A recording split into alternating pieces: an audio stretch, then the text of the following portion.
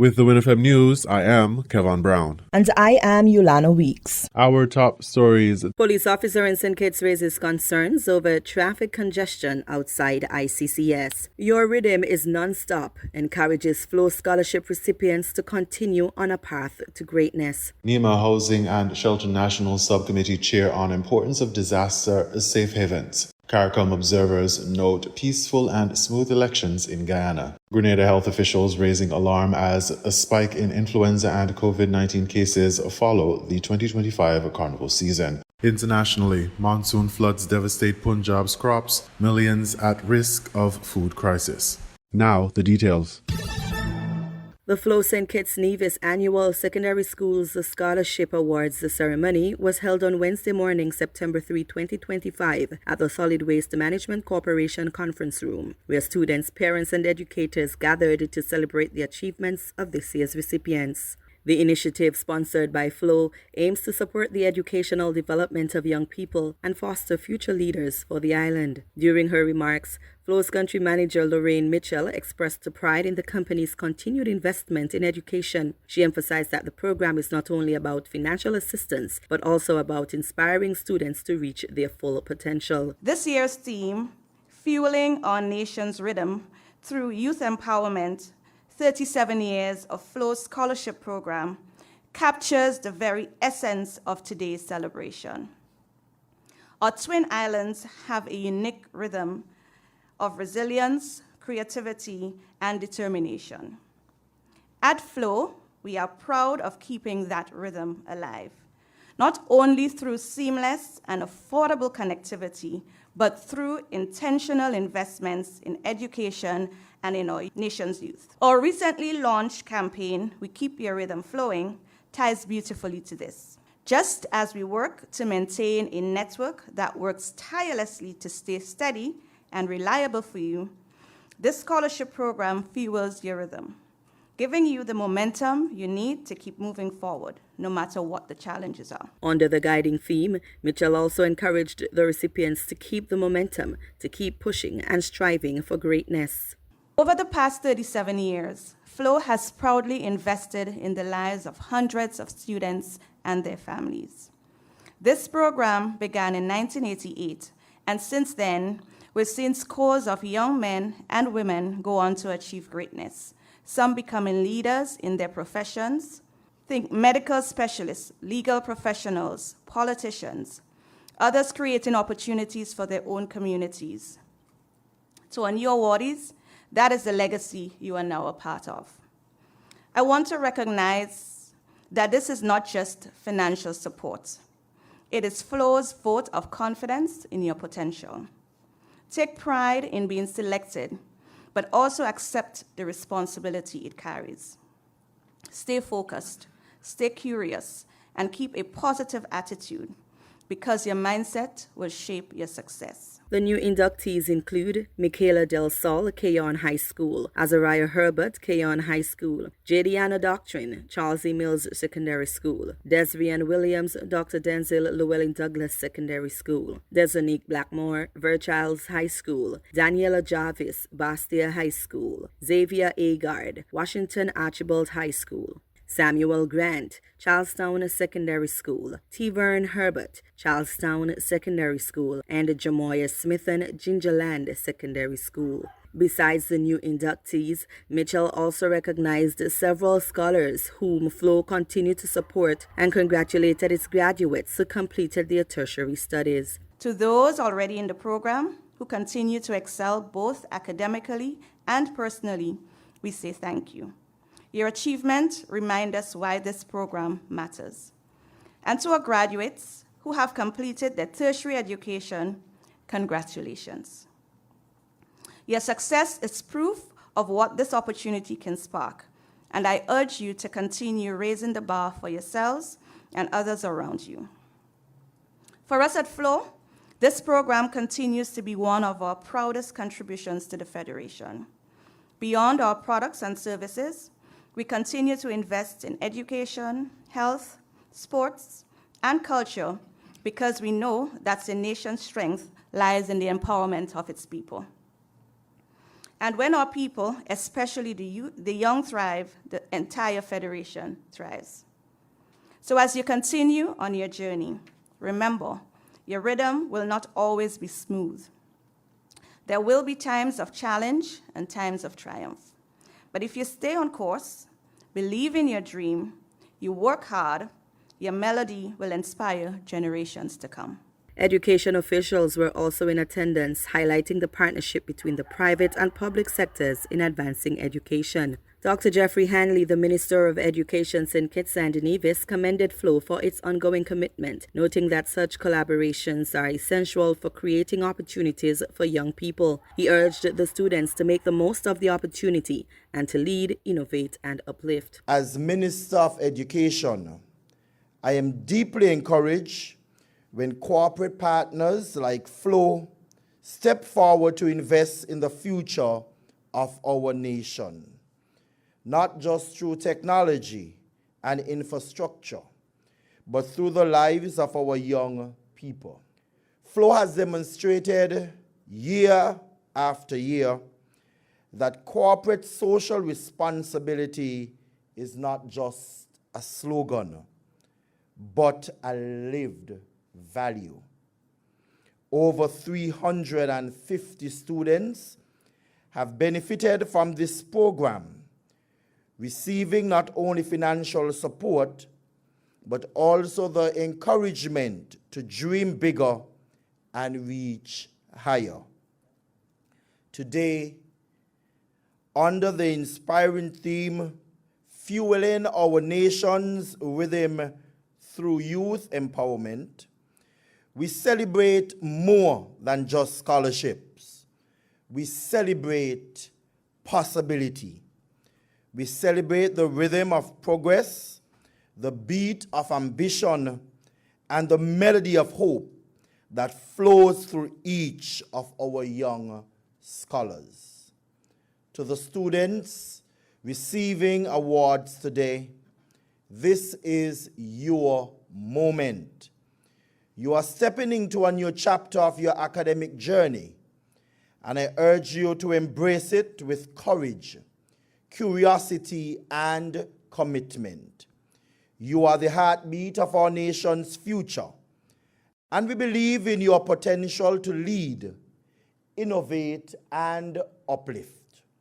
I want you to value the scholarship that you are receiving today and use it wisely. Ms. Anella Claxton, Permanent Secretary in the Ministry of Education Nevis, delivered remarks on behalf of Education Minister Hugh Troy Liburd. Claxton praised the Flow for its continued investment in education, which is part of a broader vision to nurture the nation's youth and foster long-term development. Flow has been fueling the dreams, ambitions, and potential of generations of students. And so, for over 3 decades, Flow has not only provided financial assistance, but has also demonstrated a deep belief in the transformative power of education. And I know some of the previous scholarship recipients personally, and I can tell you, when Flow starts a journey with you, Flow completes the journey, and they never depart from their students. And this, students and parents and all present, epitomizes the saying, putting their money where their mouth is. By supporting the students throughout their high school journey and into their post-secondary selection, if they choose to, you have empowered them to focus on learning, growth, and excellence without having to worry about the added burden of the financial strains. The Ministry of Education in Nevis commends this exemplary corporate partnership. It reflects a vision that education is not the responsibility of just the government, and I know that Minister Hanley so eloquently stated that a few moments ago. And so, I am elated to see all of these parents here this morning as well. Your presence also demonstrates your unwavering support for our students. With that type of support, your children will continue to thrive. Kudos to you, parents and guardians and supporters, and congratulations. The keynote address was delivered by the head of metrology at the Bureau of Standards and past Flow Scholarship recipient, Mr. Iron Ordain. He admonished the recipients to use the scholarship not as a finish line, but as a starting point to greater opportunities. You Our young people are the rhythm of this nation. Your energy, your dreams, your ideals will shape the future rhythm of St. Kitts and Nevis. The scholarship and hard work are your fuel to help you play your path in building this nation. So I leave you with this challenge. 1, treat the scholarship not as the finish line, but as the starting point. Live with discipline, work with purpose, and dream without limits. And when you succeed, and I believe you will succeed, look back and give an extended hand to the next generation. Now in its 37th year, FLOW continues to grow with plans to expand its support to youth empowerment. Police Constable Donnelly Liebert Shiverton drew the public's attention to the traffic congestion outside the Immaculate Conception Catholic School, ICCS, on the first day of the 2025 academic year. During traffic talk on WINN FM's Island T, Officer Liebert Shiverton called for greater cooperation from parents and motorists, explaining that the buildup of vehicles that she witnessed on September 1 during school drop-offs at the Immaculate Conception Catholic School was a challenge for traffic management. Today is the first day at school. Children are excited, parents are frustrated, parents are, everybody, busybody want to get to do what they want to do, not remembering that we still have to adhere to the traffic laws. And so I am driving, coming along South Independence Square Street, and the traffic is in a mess. And I'm in my private vehicle, and so I pulled over so that I can see what is happening. Just to find out that persons are taking their children to school, blocking the traffic way, and nobody cares. And so ignorance is no excuse to the law. And the yellow lines, they may not have been brightened for the new school year, but they are visible. And so this information goes to every teacher, every parent, every guardian who are driving. Please to be mindful of the yellow lines that you see that are in the areas of the school. The yellow lines does not mean park and take in your children. The yellow line means do not park. There is limited parking space around the vicinity of the school, which sometimes results in congestion. The officer stressed that the congestion not only disrupts traffic flow, but also creates a hazardous environment. We understand that children sometimes may be crying, parents want to say their last goodbyes, but do not do it on the expense of the traffic. It is causing a hazard. Some parents have a tendency to wait until they're in front of the school, dropping off their children, to find out that the child pencil case is on the seat and not in the bag. And so they're blocking the traffic to make sure that the child open the bag, put in the pencil case, and then move off. And then they find it that the tie of the child uniform is not straight.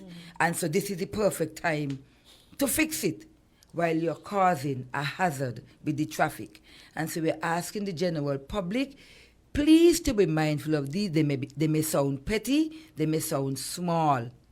But when you stand in line or when you stand in the traffic causing these delays, it becomes a hazard. Though a traffic warden is assigned to the location during peak hours to ease the flow of traffic, Liebert Shiverton explained that a long-term solution to the matter requires changes in driver behavior. The officer candidly declared that the issue would be nipped in the bud and not be allowed to continue. ICS was a hazard this morning, and I must say I feel very hurt for some of the response I would have gotten from the parents.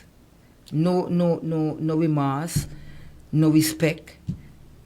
And so I am saying to the parents, tomorrow morning at any given school, this should not happen, and we're going to try our best to nip it. Now it's early. Today is the first day of school, and we will not allow you We will not allow you to think that it's okay for you to be disrespectful to the traffic signs, the regulation that we have in place, and to the traffic wardens that we have on duty. Libert Chiverton was certain that traffic congestion is an issue in the vicinity of other schools in St. Kitts, and emphasized that it is important that motorists be more responsible and respectful to traffic laws. And this is not only just for ICCS. My imagination is telling me the same thing is happening at other schools, especially Maurice Helia. And so we are asking you, the drivers, to map out your destination, map out where you will be driving, map out what you plan to do when you get to the school, how you're going to offload the children, how you're going to let your children move from your vehicle to their school. As the program aired, a caller phoned in to share his proposed solution to address the bottleneck. Referring to Independence Square as a relatively safe place, he suggested that students be dropped off at one of the entrances to Independence Square and have a crossing guard on East Independence Square Street that would ensure that students have a safe crossing from Independence Square through the entrance of the Catholic Church. Another caller recommended a collaborative approach, such as discussions between the school's leadership, parents, and the police to develop a comprehensive plan aimed at finding a balance between safety, convenience, and accessibility for everyone involved.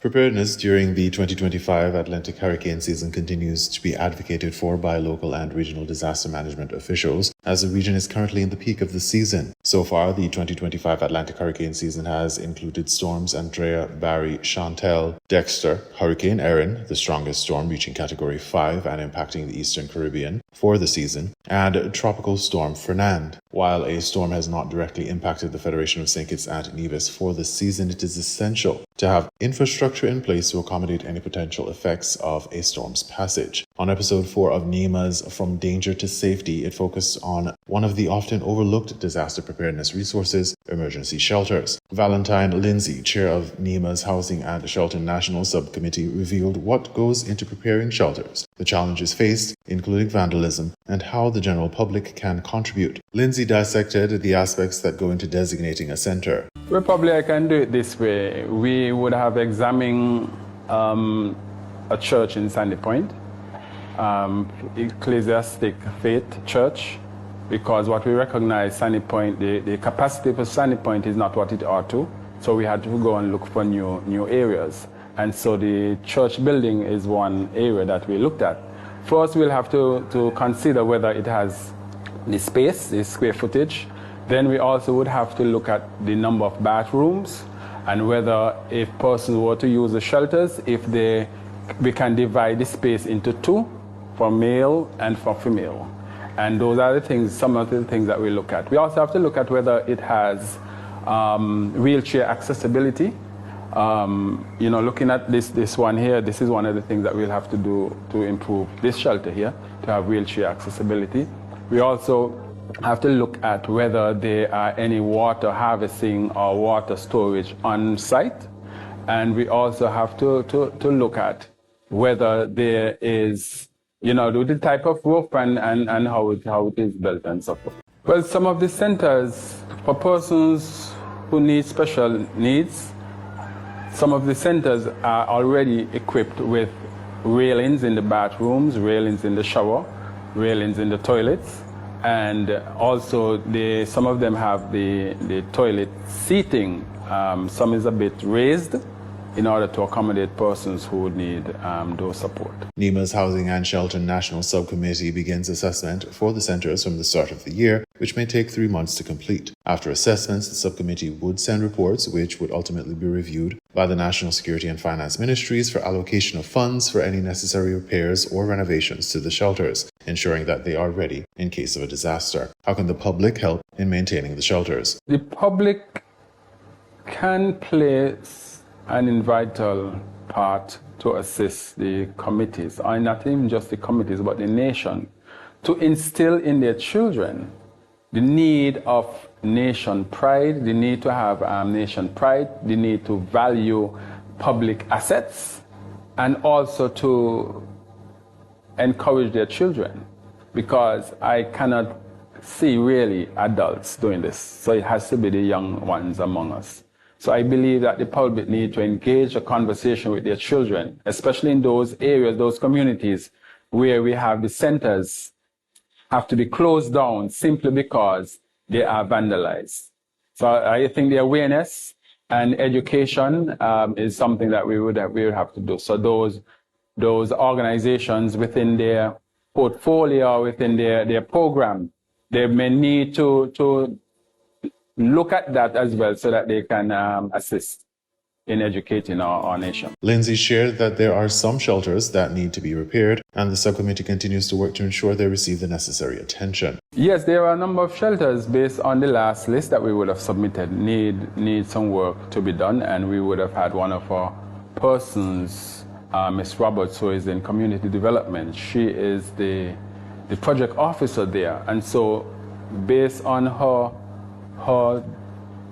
job title and her function, it makes it a bit easy. She's also part of the committee, and it makes it easy. So we have someone now, in doing their work, they are basically continuing to monitor and manage the work that is done at these centers. So if you look at this present center here, we had some issues with the windows.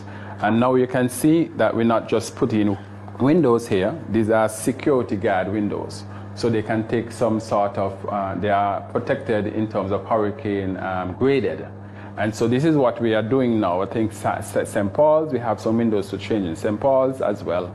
And there are other centers that we are upgrading as we go along in preparation for this hurricane season. As you know, resources are scarce, and we will not be able to do all the centers for this year. The chair of NEMA's Housing and Shelter National Subcommittee, in parting words, warns of complacency in personal preparedness. We are a praying people, and for the past 5 to 10 years, we have not really had a direct hit, and as such, persons have become complacent. And every time, they hear a hurricane is in the air, oh, you're going to pass over us, you're accustomed to pass over us, and so we tend to let down our guard. So, but every home must be outfitted with a hurricane preparedness kit, and I would think that is one thing that we need to ensure, that each home have a hurricane preparedness kit. As of early September, the National Oceanic and Atmospheric Administration, NOAA, maintains an above-average season forecast, citing warm Atlantic sea surface temperatures and weak wind shear. The peak activity is expected between mid-August and mid-October. NOAA's latest outlook forecasts a total of 13 to 18 named storms, 5 to 9 hurricanes, and 2 to 5 major hurricanes. In regional news, CARICOM observers note peaceful and smooth elections in Guyana. News source Guyana reports. The CARICOM Election Observer Mission issued its preliminary report and said the elections were conducted peacefully, despite pre-election concerns by some political parties. The chief of mission, Josephine Tamai, who is the chief election officer of Belize, told reporters that the Ghana Elections Commission must be allowed to conclude the electoral process. We urge all Guyanese to remain calm, peaceful, and patient while awaiting the official results of the general and regional elections. The relevant authorities must be allowed the space to carry out their duties thoroughly and transparently.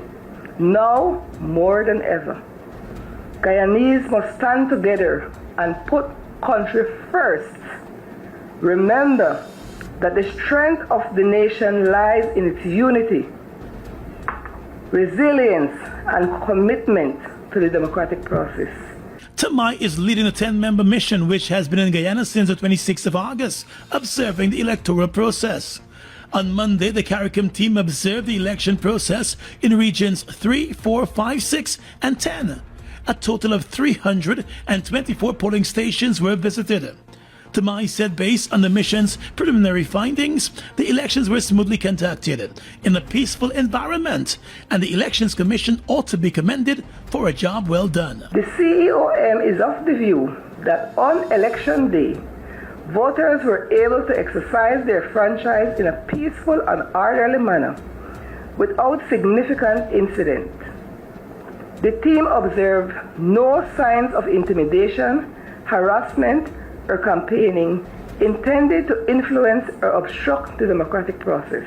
The CARICOM Observer Mission said at the opening of polls there was adequate police presence, and despite pre-election concerns about the shortage of polling day workers, all polling stations were adequately staffed and professionally manned. It was noted that with the exception of one polling station, which opened at about 6:40 a.m. due to the late arrival of voting compartments, all other polling stations observed opened on time. It was noted that a late opening of the single polling station did not result in voters being disenfranchised, as all voters were given the opportunity to exercise their franchise. While voter turnout appeared slow for a significant portion of the day, polling staff remained focused on their duties, ensuring all eligible voters who presented themselves were able to cast their ballots. On the downside, the team observed inconsistencies in relation to the positioning of the voting compartments due to the varying interpretations of the guidelines provided by the Elections Commission. It said despite the variation, the voting procedures were generally conducted in accordance with the guidelines set out by the Elections Commission. The CON also observed that some polling stations were not located on the ground floor.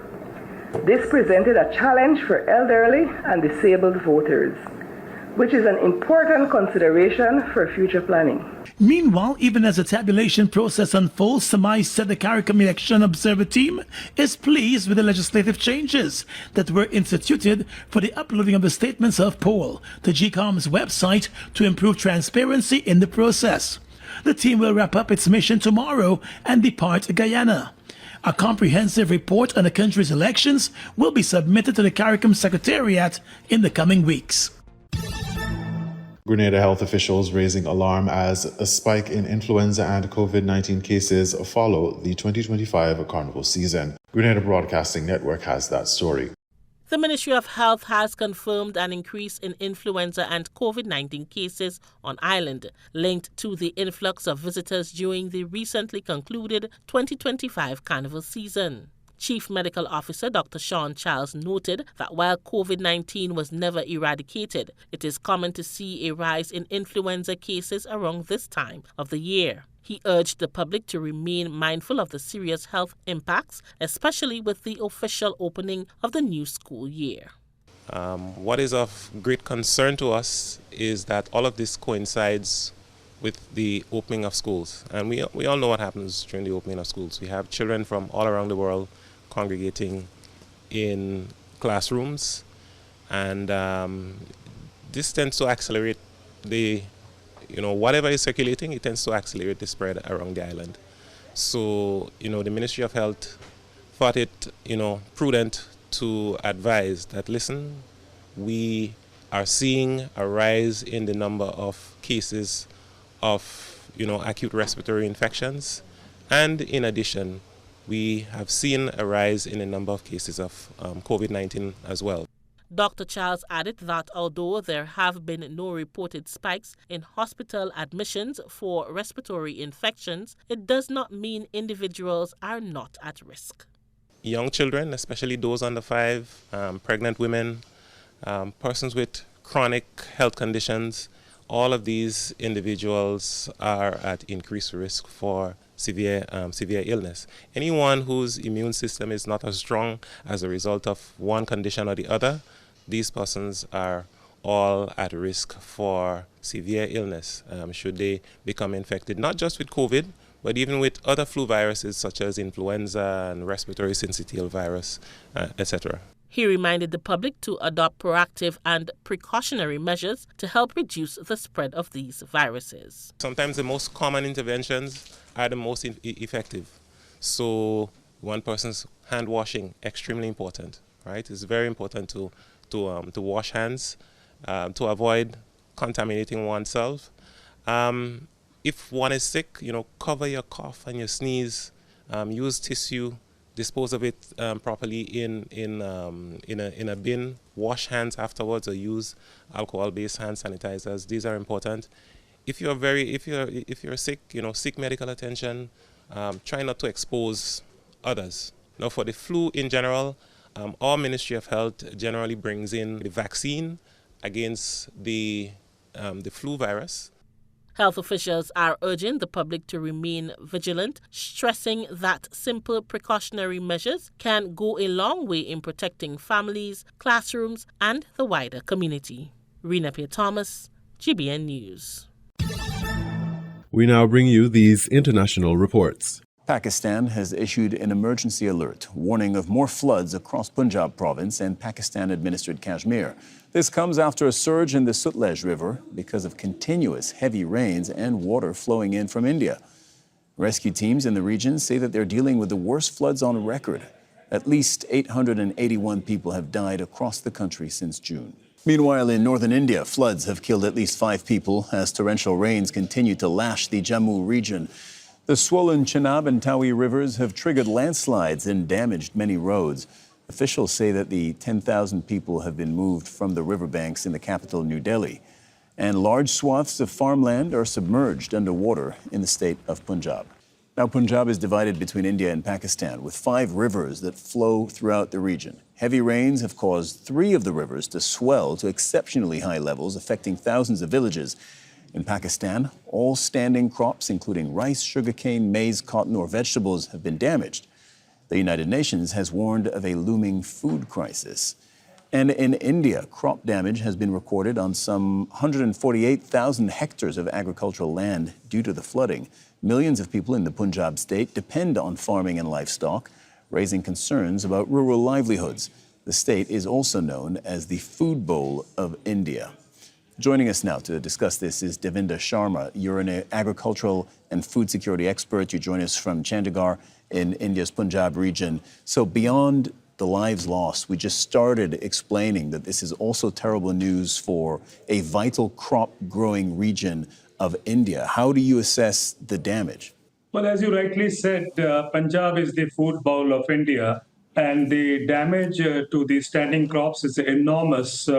The official data that we have here is about 300,000 acres of the cropland is submerged at this moment. And besides that, of course, the devastation or the damage to the standing crops in other parts of the state would be quite huge. And that is why perhaps yesterday, the Punjab government has announced a kind of a disaster-affected area, the entire region, as it has been flood hit now. And that tells us that the food crisis, of course, is going to be enormous. But at the same time, what is important is to understand the livelihood lost for millions of farmers who have been farming in this particular areas which are inundated now. And I think that is a cause for worry. The government is, of course, doing its bit. But more importantly, the civil society has risen, and it is trying to do its best to ensure that people not only get food, but people also are taken out and to safer places, and as well as there are ample efforts being made to see that whatever can be saved is an effort is being made to save that. So in all, I think it is a devastating flood season this time. And as we know, for the last several years, we have seen the recurring phenomena of floods in this part of the country. And I think this is going to be a very, very serious environmental issue in the days to come, because once the waters start receding, the worry about the diseases coming up would be still more to handle. And but at the same time, it also tells us that mismanagement and because the government wasn't able to ensure that the floods do not travel so wide and also so deep. Punjab is literally in deep waters, if I may say. So, Devinder, as you were speaking, we saw the footage of crops underwater. You explained to our team that basmati rice was supposed to be harvested this month. Is most of it going to be lost? Yes, you are very right. The crop was ready to be harvested, and in the month of September, normally the harvesting takes place sometimes around the mid of September. And so, well, the crops were ready to be harvested, and then comes the submerging. And it is feared that the entire 300 acres that I talked about, which is presently submerged, is gone as far as the production is concerned. But then let's not forget there are other areas where the damage is quite extreme as far as the standing crop is concerned. And this affects, as you said, in the case of Pakistan, it affects here also not only paddy, but cotton and, crops like sugarcane and so on. But yes, the damage is so huge that people are now praying that the rain stop. And we still have a alert for rains in the next couple of days. 10 years ago, around 1 million migrants and refugees, mostly fleeing from conflict in the Middle East, came to Europe requesting asylum. It was a crisis that stretched across the continent. For the most part, they were welcomed. But since then, attitudes towards migration across the continent have changed significantly, with many countries introducing much stricter border controls. Our special correspondent Fergal Keane looks at how public sentiment is changing. It's quiet now, the end of summer on Lesbos. But 10 years ago, we witnessed the arrivals that would change Europe. Locals joined international volunteers to offer help. They lost everything and they tried to find some other place, good life. It's tourism as usual nowadays. Across Europe, asylum arrivals are down by 20% this year. But Paris Laumas thinks it may be temporary, that conflict will drive new arrivals. Of course I worried. I think now with all the situation in Syria, in Gaza, it comes in my brain many things. And I'm not feel very well. Europe is no longer a place of welcome. On Lesbos, the Coast Guard on patrol. So what happened? How did Europe go from what looked like a policy of open arms back then to the crackdown on migration we're seeing now? Gunmen dressed. Security is a common concern, especially in countries like France, where terror attacks in 2015 fueled far-right calls for a clampdown. The spread of these migrants in the villages and cities of France, of course, raises fears. In Germany, sexual assaults on New Year's Eve 2015, many by newly arrived young men, along with economic discontent, helped drive support for anti-migration policies. Over 800 miles to the north, on Hungary's border with Serbia, these volunteers are paid by the state to keep migrants out. And the attitude is hardline. I feel sad and angry and most of all worried about what's coming, says Sándor Nagy. The occupation of Western Europe has been happening for 10 years. The patrols are armed, but Sándor says the people trafficking gangs are always one step ahead of them. In Budapest, the government is paying €1 million a day in European court fines for restricting the entry of asylum seekers. A minister told me it was hypocrisy because its policies were now being imitated by many in Europe. We feel vindicated. The bottom line is that we need to protect our borders, which means that it should be us and not somebody else deciding who enters the territory of Hungary and the European Union and who does not. But it's a further 1,000 miles north that the change in sentiment is most profound. Here in Sweden, the Prime Minister had this to say in 2015. I know that Swedish people can be patient and open their hearts. But now a far-right anti-migrant party is a key power broker after an electoral breakthrough, amid public fear over rising gang violence. It's one of Sweden's most well-visited museums. In the picture postcard town of Karlstad in the west, painter Daniel Hessarp says his country has been changed.